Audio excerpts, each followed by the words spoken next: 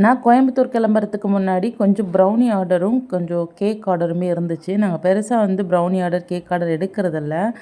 இருந்தாலுமே வந்து ஃப்ரெண்டு கேட்டிருந்தாங்க. அதனால் அவங்களுக்காக மட்டும் பண்ணி கொடுத்துருந்தேன்.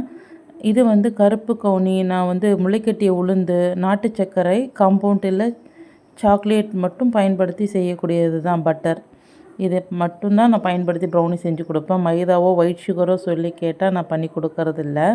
அதே மாதிரி வந்து பெருசாக கலரு, பேக்கிங் சோடா அந்த மாதிரிலாம் நாங்கள் யூஸ் பண்ணுறதில்ல. கேக் ஜெல் அந்த மாதிரி யூஸ் பண்ணாமல் தான் செஞ்சு கொடுக்குறேன்.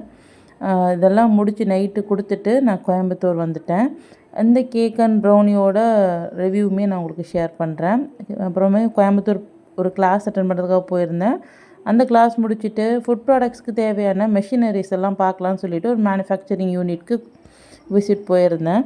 அங்கே எனக்கு தேவையானது எல்லாமே ஆர்டர் பண்ணிவிட்டு ரிட்டர்ன் வந்துட்டோம். பல்வரைசர், ட்ரையர், அப்புறம் வந்து இன்னும் கொஞ்சம் கொஞ்சம் மெஷினரிஸ் எல்லாமே பார்த்தேன், ஆட்டோமேட்டிக்காக வர மாதிரி. இதை பார்த்துட்டு இப்போ வீட்டுக்கு வந்தாச்சு. அடுத்து வந்து முட்டை மிட்டாய் ஆர்டர். இது ஏற்கனவே நான் செஞ்சு கொடுத்துட்டு போன ஆர்டரோட பிக்சர். அப்புறம் கோயம்புத்தூர் போயிட்டு வந்துட்டு இந்த கேக் ஆர்டர் எடுத்து பண்ணியிருந்தேன்.